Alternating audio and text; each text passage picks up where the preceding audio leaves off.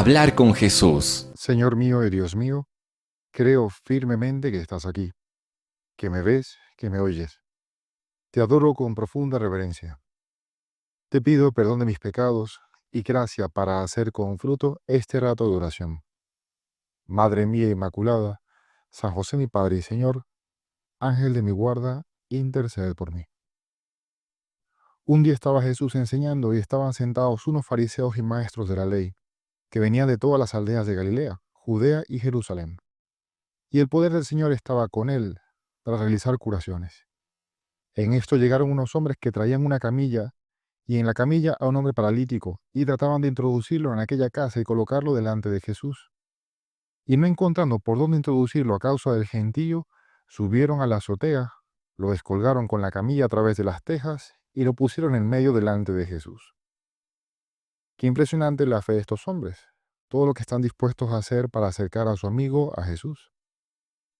Y él, viendo la fe de ellos, dijo: Hombre, tus pecados están perdonados. Qué fácil es decir estas palabras, tanto así que los fariseos empezaron a pensar y a decir: ¿quién es este que dice blasfemias? ¿Quién puede perdonar los pecados si no solo Dios? Y tú, Señor, que conoces perfectamente las intenciones, tu mirada atraviesa y llega hasta la médula, les dices: ¿qué están pensando en sus corazones? ¿Qué es más fácil decir? ¿Tus pecados te son perdonados? O decir: levántate y echa a andar. Pues para que vean que el Hijo del Hombre tiene poder en la tierra para perdonar los pecados, le dice al paralítico: a ti te lo digo, ponte en pie, toma tu camilla y vete a tu casa. E inmediatamente, levantándose a la vista asombrada de todos los que estaban allí presentes, tomó la camilla donde había estado tendido y se marchó a su casa dando gloria a Dios. Qué susto, ¿no? Después de toda la parafernalia, abrir el techo, bajar al paralítico en la camilla, la discusión con los fariseos, y de repente, epa, este está caminando. Pero ¿qué es más fácil decir? El Señor sabía perfectamente lo que pasaba por la mente de los fariseos. Ahora han pensado: vaya estafador, este es un charlatán. Decir eso es sumamente fácil, yo lo podría decir también. Pero perdonar los pecados de verdad, solo lo puede hacer Dios. Me parece que aquí reside uno de los motivos por los cuales la Iglesia quiere que consideremos este Evangelio para ese tiempo de Adviento.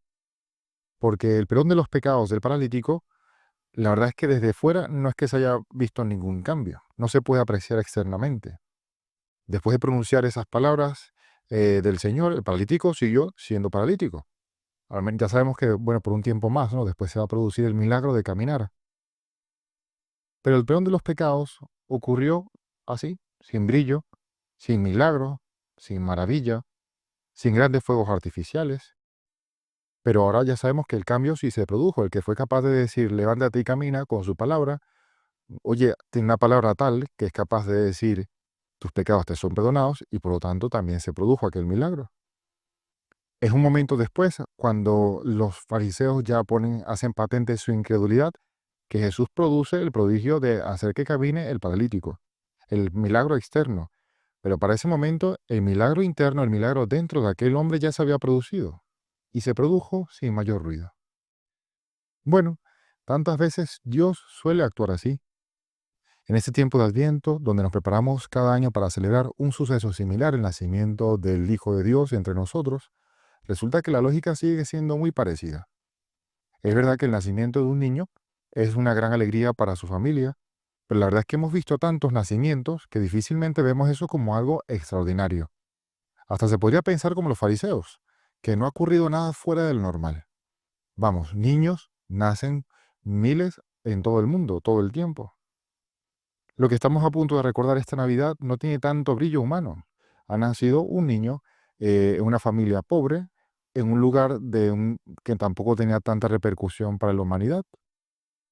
Los que presenciaron las palabras de Jesús en el Evangelio de hoy tampoco notaron ningún cambio exterior en el paralítico cuando Jesús les dice: te son perdonados tus pecados. Bueno, el mundo tampoco se enteró cuando entró Dios a la historia.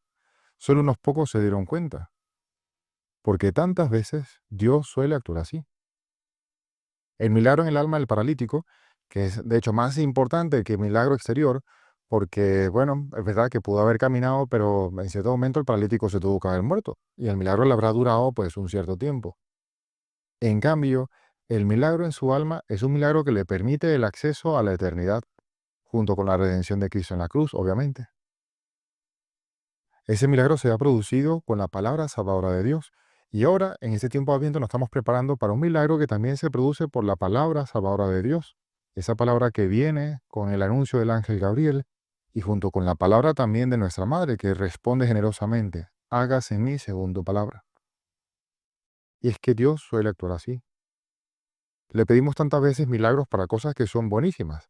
Te pido, Señor, por mi salud, que me cures de este cáncer, que me cures de estas dolencias, de estos achaques. Te pido por mi trabajo para poder mantener a mi familia. Te pido por esta gestión que se ve que tiene tiempo atascada. Y ojalá le pidiéramos al Señor también con esa misma intensidad por los milagros del alma, esos que no se ven, pero que tantas veces son más importantes. Dios suele actuar así, con un poder que tantas veces no se nota. Sucede con una frecuencia asombrosa. Cada vez que nos acercamos, por ejemplo, al sacramento de la confesión, ahí se produce un milagro que la verdad es que desde fuera se nota muy poco. Después de que el sacerdote nos dice en la confesión, te son perdonados tus pecados, no se nota ningún cambio externo. No suenan las campanas de la iglesia, no bajamos de peso, no se resuelven nuestros problemas, no tenemos más dinero en la cuenta, tenemos los mismos achaques, los mismos dolores, la misma personalidad incluso. Pero ocurre el milagro interno, el milagro de la gracia, que va sanando poco a poco el alma. Es verdad, tal vez en alguna ocasión, a modo excepcional, para combatir nuestra incredulidad como la de los fariseos, Dios permita un milagro cuando nos confesamos. No sé, al estilo de Padre Pío, ¿no? Que tantas veces era capaz de saber cosas del penitente, aunque fuese la primera vez que venía a confesarse con él.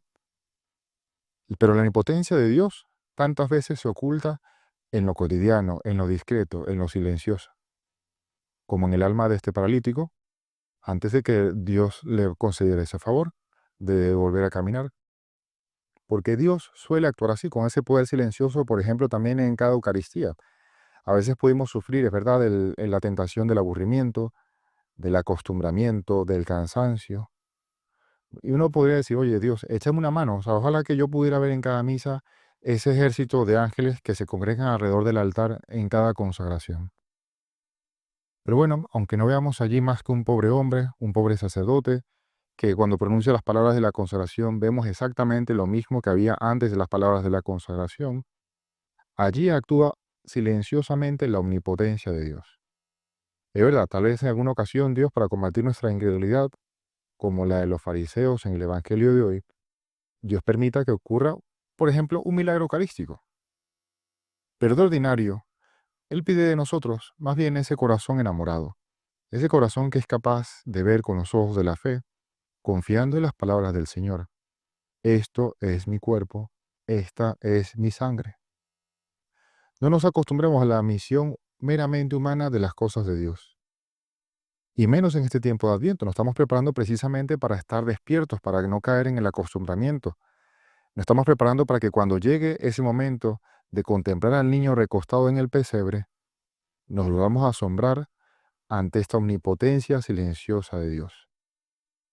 Yo supongo que en el episodio de hoy pocos de los presentes creyeron inmediatamente que de verdad al paralítico se le habían perdonado sus pecados, que esas palabras de Jesús habían surgido en el alma del paralítico.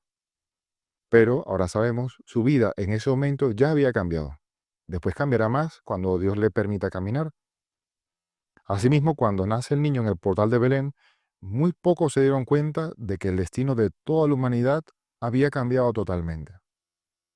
Al morir Jesús en la cruz, muy pocos se dieron cuenta inmediatamente de la omnipotencia de Dios que vencía al mal y al pecado.